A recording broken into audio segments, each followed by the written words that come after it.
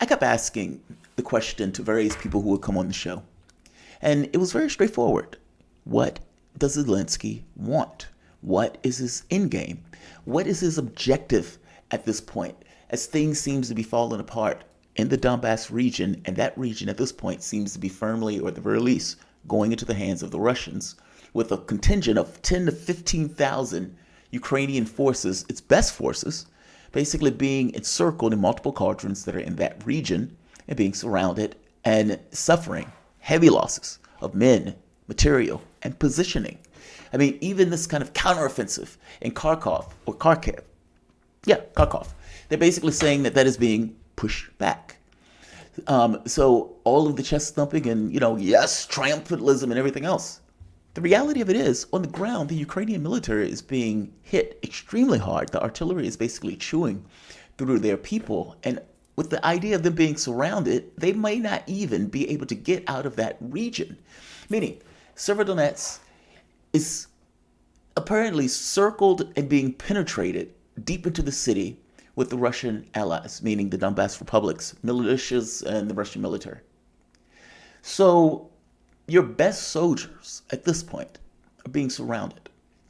Your best soldiers in the military are being chewed up with artillery, and at this point, some of this stuff is going to be street fighting. But at the very least, the surrounding of that military gets across, okay, this is not a good position. The Russians are increasing their advantage. They're increasingly taking territory, meaning the reports about taking territory and taking villages has started to accelerate, not decrease. And, if you look at Western media, they're somewhat quiet on this. Oh, Russians couldn't take Kiev. This shows that the Ukraine is standing strong. And they would run it over and over and over again with Zelensky in front of a green screen. Or they was like, oh, they're attacking Kharkov. The Ukrainians making an offensive. But what happens when that gets rolled back? And what happens when Mariupol falls? And what happens when Russians are clearly taking and making military advantages, so much so that even Western outlets has to own up to the fact that the Donbas region can fall? This was a major objective from the standpoint of Russia. So if you're losing on all fronts, what are you thinking? I think at this point, it has become painfully, ghastly obvious that what Zelensky is doing is exchanging men and material, meaning human lives, for space and time. From his standpoint and from his framing of the world, what I need is that a Ukrainian conscript that is thrown into the front, it will take a quantity of time, let's call it X amount of time, for that Ukrainian troop to get there, to stand there, and have the Russian military to kill that person. Whatever that quantity of time, that's what I need. And if I can throw more conscripts, more old men and children into the fray, then I can increase that X factor, that quantity of time that I need to do whatever I'm going to do sitting here safe in the capital. That's the plan. That's the objective. It's ghastly. It's grim. But if you think back to it, there is kind of an allegory to it. I mean, think of what Stalin did. When Stalin came out and gave that not a step back speech, the most, I would say, badass war speech in the history of war speeches, whatever Stalin's failures, that speech was necessary in order to get his troops to stand there and fight in face of a superior military armament, meaning in this case the German military.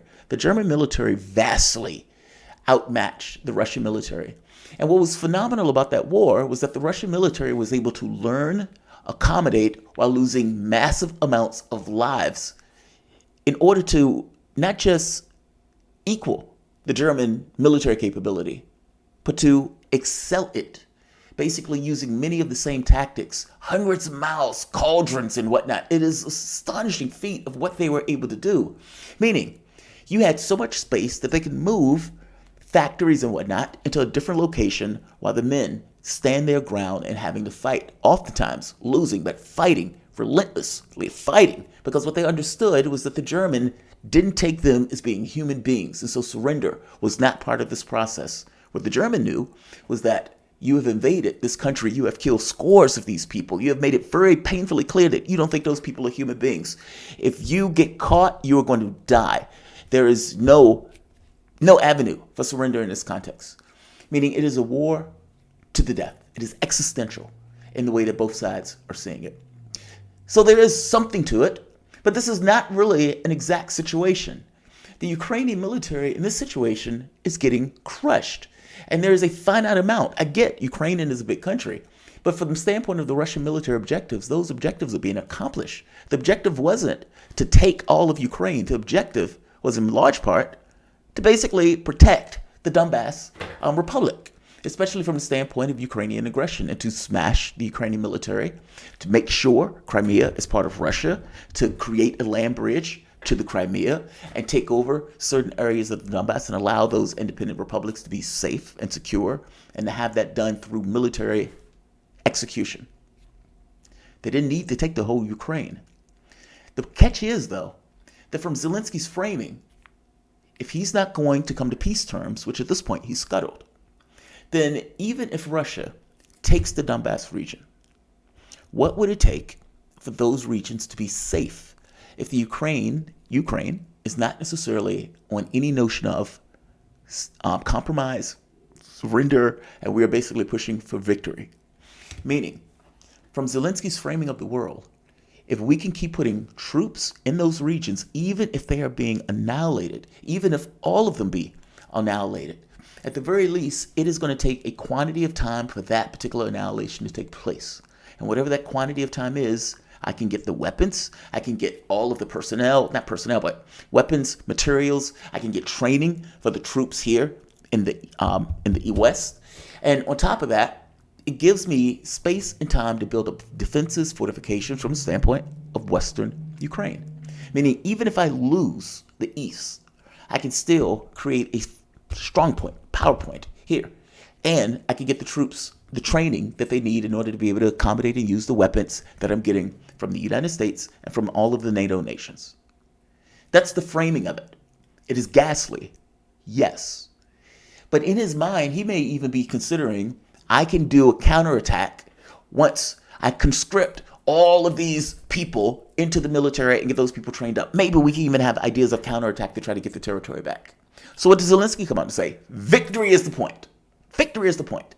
I'm getting billions and billions and billions of dollars and weapons and whatnot.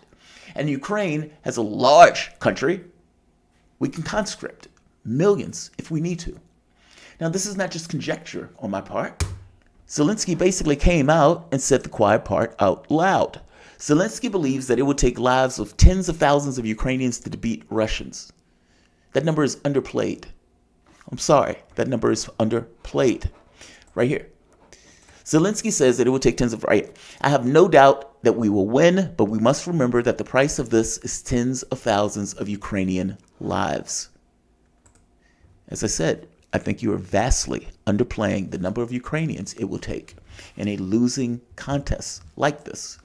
This is not the situation where Stalin had this military, sophisticated military and everything else, and had all of the space where it could make the... That's not this. This is something else. You're sending children and old men into a fight that never needed to take place in the first place. Before this war started, you were being told that under no circumstances would you be allowed into NATO. By the same point, you would never enunciate it out loud. Before this war started, the Minsk agreements were never fulfilled, nor did the West take it upon themselves to push Zelensky, at this point a client state, to fulfill those agreements. Before the war, NATO, despite understanding fully that NATO was considered a vast and ever-present existential threat to Russia, they still continued to expand it. This is after saying we're not going to expand it an inch to the east. And this is even after William Burns comes out writing his paper, or at the very least his memo, called Niet Means Net. And the point of it, right here, the point of it was 10 years before all of this took place. He basically explained, enunciated, and made it clear to the people he was sending this memo to the disaster that they are provoking right here. WikiLeaks. Ukraine and Georgia's NATO aspirations not only touch a raw nerve in Russia, they engender serious concerns about the consequences for stability in the region. Not only does Russia perceive encirclement, it's not just perception, it is. and efforts to undermine Russia's influence in the region, but it also fears unpredictable and uncontrolled consequences which would seriously affect Russian security interests. Experts tell us that Russia is particularly worried that strong divisions in Ukraine over NATO membership, with much of the ethnic Russian community against it, could lead to a major split involving violence or, at worst, civil war. In that eventuality, Russia would have to decide on whether to intervene, a decision it does not want to have to face. So head of the CIA, William Burns, 10 years ago, is basically predicting exactly what took place now. But the key point is, this is not something Russia wanted to be involved in. And on top of that, the consequences of such are unpredictable. Meaning, Russia is posed with an issue. Do you allow encirclement, or do you get involved as they kill ethnic Russian, or at the very least, Russian-speaking Ukrainians? This is never articulated in Western media. This is never explained in Western media. The point is, they've always framed this as if Vladimir Putin was chomping at the bit to take Ukraine. And it says aspirations to go after Georgia and aspirations to go after these other places. Nothing could be further from the truth. And this is something that even William Burns knew 10 years ago. The fact that they would say the NATO would not move an inch to the east, again, gets across that all of them fundamentally and understood the threat that NATO posed to Russian interests. All of them got it. None of them cared. And in fact, that wasn't a bug. That became somewhat of a feature of this kind of Hobbesian choice that we're going to present our adversary. It's like if you're playing chess. The best move in the world is a move that forces that person to make a choice that they don't necessarily want to make, with consequences on either choice that they make, and those consequences being in your best interest. That's what this is. Do you allow encirclement, yay or nay? Meaning, do you allow Western powers to put you in a position where any conflict that takes place, it is a fait accompli because you are basically militarily surrounded in such a way where they can decimate you without you having the capacity to decimate them in equal measure? Do you allow that, yay or nay? No sovereign country would allow that. None. The United States was willing to end the world with the weapons that the Soviet Union were putting in Cuba. Why? It was a red line. Why? Because if you have that many weapons that are aiming at you, the capabilities of those weapons to decimate you in a short period of time is something that you can't tolerate. You can't expect that you will get into a military conflict with this other nation and these guys have these weapons aiming directly at you. That is a problem. It cuts down on the amount of time for you to respond to those weapons. So, if you're talking about adding weapon systems into Ukraine on the border of Russia and simultaneously putting it in these other NATO nations, you're allowing encirclement. That can't be allowed. This is against Russian interests. And on top of that, you allow the capability when these things are on the border to start destabilization efforts in Russia in and of itself. Just like if you think of the, Iraq war. Well, once you take Iraq, you have opportunities to go after Libya. Once you take Libya, you have opportunities to go after Syria, et cetera, et cetera, et cetera. It's that. That's the problem with this. Or do you get involved?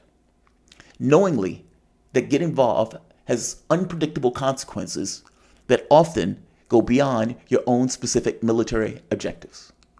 After all, the moment that you're in a conflict, it takes two sides on some level to basically agree to end that conflict, or it takes one side to decimate the other to the point where it is a settled deal. Add to the complexity of this with NATO nations and the United States, well, NATO, basically U.S. Power projection device in Europe, have basically decided that this Ukraine is going to be the last stand of Western hegemony. That if Russia can basically tolerate and win this kind of economic war in one sense, but also this literal war in another sense, where they are dumping all of the weapons that they can possibly dump into Ukraine with all of the intelligence to match, all of the training to match, they're doing everything short of putting a man in and firing a bullet themselves in order to get Ukraine to win this particular war. Meaning, so from their standpoint, our capability, manifestly, as Western nations and as the leaders of this, what do they call it? Rules-based order. Basically, our rules, the rules that we basically define and set up. If we can beat Russia here in this moment, then NATO or Ukraine can be incorporated de facto, in a certain sense, into NATO. Russia would have no capability to do anything about it because they just lost that argument by losing militarily on the ground, and we ourselves would once again have established that this is the modus operandi going forward. By the same token, it's existential on the other side also. If Russia maintains and wins this, and this is after you openly declare an open economic war. This is after you basically make it clear that you're providing intelligence in order to kill other Russians, and that NATO leaders are putting billions and billions, tens of billions of dollars to the point of killing as many Russians as possible and degrading the Russian military capability to the degree it can be degraded to the last dead Ukrainian child and old man. If you lose, what does that mean from the standpoint of NATO? What does it mean from the capabilities of NATO, for that matter? What does it mean for Ukraine as an entity that could be on the Russian border and challenge and be a knife to the threat of Russia? It degrades all of that. It calls into question this notion of NATO's and Western capability in and of itself, especially this notion of a unipolar world. That phenomena would be painfully and definitively ended on the banks and the backs and the deaths of the Ukrainian soldiers. It is existential for both sides in the way that they're basically looking at it, which is the reason why the U.S. is basically saying, we are going to give you anything you want to fight for this. Dan Crenshaw, Congress member, said the quiet part out loud. Look, this is a bargain. The money that we're spending to Ukraine gets to destroy and defeat the Russian military, or at the very least degrade it, and we don't have to lose any American lives to do so. Sure, take the money, take the weapons. Do our job for us. Meaning, we've declared war indirectly, or at the very least unacknowledged in that sense. But we are using economic means also to try to affect this. Now, the reality of it is the economic war has backfired catastrophically. I mean, think about what we're talking about here. The economic war has gotten to the point where Western nations are being decimated by inflation, whereas Russia, yes, is dealing with it, but they're getting to the point of cutting interest rates, and they're seeing a pathway out of it within the context of a year. In a year, the Western nations are not going to be in any position, and not to mention their ability for commerce, their ability for manufacturing. That stuff is being degraded just based on the own things that they're doing from the standpoint of energy, increases in costs, and putting a drag on everything else. The stock market in the United States is utterly and entirely collapsing. COVID is still running rampant. This is not what looks like an issue of success, either economically or at this point, at least currently, militarily. But again, that's not the way Zelensky is looking at this. From his standpoint, our chance to win, whatever that means in his head, is based on fortifying the West. And if we can fortify the West, we can get our people trained, we can get additional armaments from the West, maybe even heavier weaponry and everything else, and we can put a border, or at the very least a line, let's say fallback line, from the standpoint of our forces, which has the potentially, to even maybe push forward. This is just going to cost the lives of tens of thousands of human beings in order to affect an agenda that still may not ultimately work. Especially, look, Russia hasn't even mobilized its military. They're going to take the Donets. They're going to accomplish their military objectives without ever bringing in the rest of its military. The West is pouring everything possible into it, and yet they're running out of various weapon systems that they were basically supplying to Ukraine, and now the consideration is, do we give them heavier weapon systems? Do we give them systems that can attack long range, that maybe even be used to hit into Russia itself? And what does it mean if we do that? What does it mean if Ukraine starts to escalate where they're hitting in deeper into Russia? What will Russia do? Even in Western press, they acknowledge that Putin hasn't taken the gloves off. Keep in mind, Russia didn't want to expand this war, which means they didn't hit infrastructure. They weren't basically trying to sack every other town. They didn't have the scorched earth stuff. Western publications will admit this point also. And so one step after the next, the West has been pouring so many weapons in that Russia has basically said, okay, fair enough. We have to destroy the capabilities of those weapons to get from point A to point B. That means destroying energy reserves. So Ukraine has to get energy from Western countries that are already strapped for energy and not having a way to get their own energy reserves. On top of that, the ability to get those things from rail lines, destroyed. The ability to get those things from pathways, destroyed. And so there's been a degradation in the capability of getting all of the weaponry, armaments, and everything else to the theater of war in the East. That was forced. If you're going to put those weapons in, we need to stop those weapons from getting to the theater of war. But by the same token, what if those weapons don't need to go to the theater of war and end up in a specific location in order to try to protect and, let's say, carve off a certain line to protect against Russian invasion and incursion further into Ukraine, especially at the point where Zelensky refused to come to peace terms. That's the point. If you refuse to come to peace terms, then the war by definition has to expand. Either Russia is going to have to take Ukraine proper, meaning from the standpoint of the West, and go further into the West, or there's just a frozen conflict that persists, or what Zelensky is doing in the West amounts to nothing. Yes, it's a vital fight. Yes, it is catastrophically costly for both sides, but by the same token, if he loses, then at that point, then terms can be forced, just based on the military situation on the ground. It's ghastly. It is. Is there logic to it?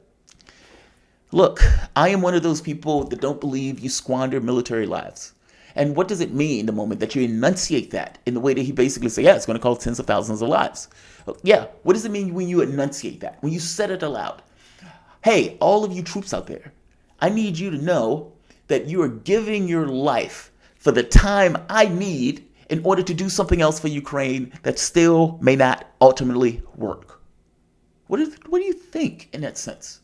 There have been reports, accelerated reports actually, granted, from the Russian side, of surrenders, meaning in addition to the Azovstal plant of those people surrendering, but even from the standpoint of Donetsk and Lysychansk, that many of those troops are starting to surrender. Alexander Makaris is even wondering whether or not there's going to be an outright collapse in the military on that region. Keep in mind, just because you can exchange life for time, that number starts to degrade, meaning the quantity for X, that number starts to get less and less and less as the capabilities of your soldiers get less and less and less, meaning it is a ticking clock on how long you can continue to throw lives into a meat chipper to give yourself time to do whatever you're planning on doing in the West. It's grim. It is grim. But at this point, it seems to be the plan of action. And again, on top of that, Zelensky is one that is spurring negotiations.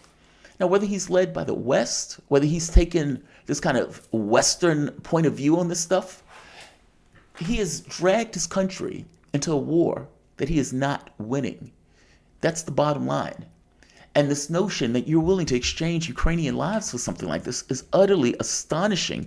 I get from the standpoint of the West that this is acceptable to them. That all things being equal, there was always going to be a moment of contention. Let's say a moment of crisis, a crisis point, that was going to take place from the standpoint of NATO expansion versus Russia's security needs. That was always going to take place. The question is, where was that basically going to pop off? At the point where the United States assisted in Nazis, for God's sake, and knocking over the Ukrainian government, the democratically elected Ukrainian government, and put in basically a vassal state led by the United States, then that point escalated immensely. This wasn't a Ukrainian government that democratically could decide where they want to be aligned. At this point, you had a U.S.-backed government that was under U.S. control that basically can do U.S. interests in Ukraine, sitting on the border of Russia. And they put in a Russophobic government that basically integrated the Nazis in that country into the military. So Azov Battalion, C-14, I think Right Sector is one of them. Those guys were basically integrated and paid by the Ukrainian state. At the point where you get East Ukraine, Russian speakers and ethnic Russian Ukrainians, still Ukrainians nonetheless, saying we don't want to be a part of that, you get the Ukrainian military, these battalions, killing those people and calling them terrorists. For 8 years that took place. I guess I'm trying to provide context to this on how deranged this is in regards to what they're trying to accomplish and the level to which they've allowed this to escalate in regards to the stakes. Does the United States have the capability of backing away from this at the point where it becomes clear that it is a lost cause? That is an open question. This was indeed a civil war that Russia gets involved in order to protect its interests. And it has all sorts of political consequences just because of the West, who basically prompted this condition in the first place. Allow encirclement or get involved into a risky conflict. Choose. Those were your choices. Now, you can say that you still don't like the invasion. Fair enough. I don't like the invasion either. You can say that Putin should have done something else. Fair enough. I think that's nonsense, but whatever. I mean, for God's sake, you like your monsters, but you don't necessarily recognize them to be monsters. You see this stuff out there, though. So when Bush knocks over a country, killing a million Iraqis, when the U.S. gets involved in Libya, getting to the point where a black president is responsible for selling slaves in Libya after they murdered Gaddafi, setting the place on fire for like a decade or more, and even that Syria, trying to knock over the Syrian government, getting 500,000 Syrians killed by prompting a civil war, for God's sakes, or at the very least, a war of aggression, where all of these other Arab states are putting all of this money into Syria in order to play mercenaries, terrorists, etc., basically extremists, to get down and knock over the Assad government, with the United States helping and assisting in that particular endeavor. You can read it on the pages of the New York Times, for God's sake, especially when Obama left office. I'm saying that if you are Putin and you're looking at the United States and Western powers knock over government after government after government, creating fires all across the world, getting millions of people killed over and over and over again, and allowing a propaganda outlet to minimize how costly in lives, material, etc., that those escapades were, then you have no illusions that the objectives of these guys is to undermine and go after your particular country and targeting you in this particular way. He is not unclear on the level of sociopathy that the people in the West, not to mention arrogance, function on. Even a certain degree of cultural chauvinism built by decades of this notion of a unipolar world and an inability to deal with the fact that the world is no longer arranged that way. This war can be looked at in that lens. One group still is trying to assert their capabilities and their power in the face of a degrading, let's say, hegemony. And that degrading hegemony is trying to show itself as we are still here, we can still hold it, in the face of Russia, that has organized its powers in this way and is taking a muscular act in order to get across that this is no longer a unipolar world. The rub here, though, is Russia is doing this alone, whereas you have a contingent of nations that are basically joining in order to assist Ukraine. It's thematic.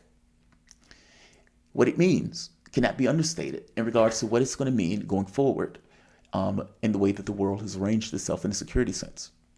Either way, Zelensky's strategy is grim. I would call it immoral. I would go so far as to call it even disgusting. This notion that you are going to get your country into a conflict that it didn't necessarily need to be in the first place. The notion you're going to eliminate any notion of negotiations. The notions on some level that you accept that your people are going to be killed and annihilated, but you still give the order to stand where you are. And at this point, like I said, these guys are basically being encircled in multiple cauldrons in the Severodonetsk region and the Lysychansk region. And so the fact that they're being encircled in this makes it that much more difficult for them to basically break out. And considering that their counteroffensives have gone for naught, it may be too late for them to even break out in the first place.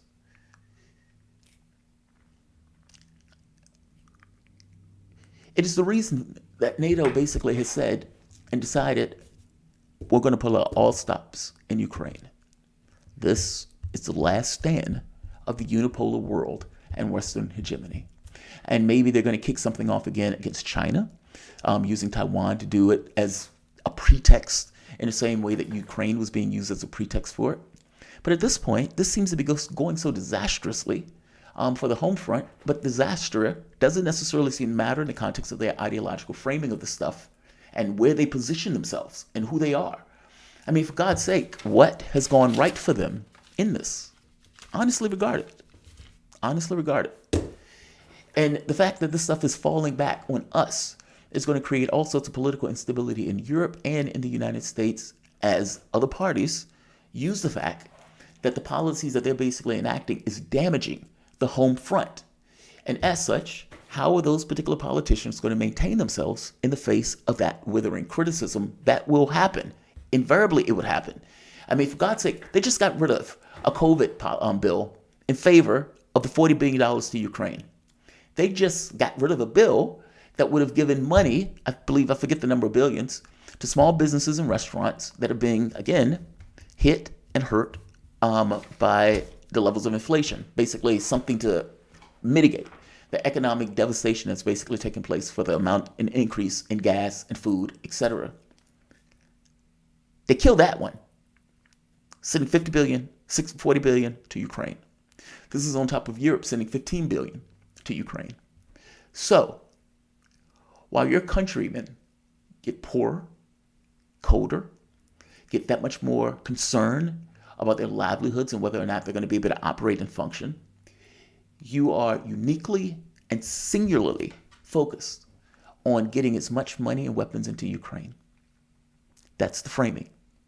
And any political leader worth their salt will bring up the fact that you guys have a Ukraine first policy while your own countrymen starve. We'll see how long this lasts. If Macarius is right, then you may have a situation where the Donbas region falls faster than people expected. And if that basically takes place, that puts that much more pressure on any capability for Zelensky to do whatever he was trying to do in the West, or whatever his plan is on having some kind of grand, fantastic comeback that probably won't take place. Stay tuned. Like I said, this is thematic. It is important from the standpoint as an event in history that is basically taking place. And what comes after it, either way, that's assuming there's an after it, and this don't just kind of drag on. If Zelensky doesn't capitulate or sue for peace, then you prevent Russia from being able to basically just stop and force them to do something that they didn't necessarily want to do, which was to extend themselves further into Ukraine than they needed. Because understand, Russia hasn't mobilized. The number of forces that they have out there are minimal.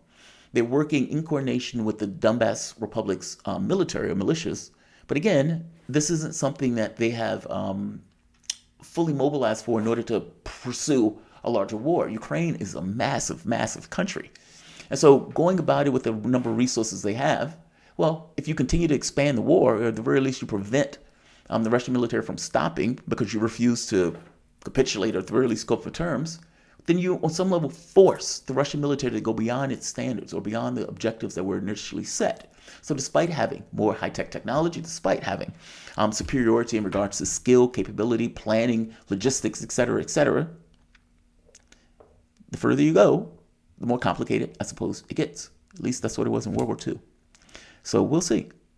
But that is Zelensky's grim, ghastly strategy. How many lives do I have to give in order to get a quantity of time for me to do something, whatever I'm doing, whatever I'm planning, in the West? And that grisly calculus is what is being played. And again, take it from the horse's mouth. He said it himself. I have no doubt that we will win, but we must remember that the price of this is tens of thousands of lives. And frankly, I think that number is very underplayed. I'm going to say like, I'm going to say share, and I am going to say subscribe. Definitely hit the like button. Definitely share. Thanks all. Have a good one.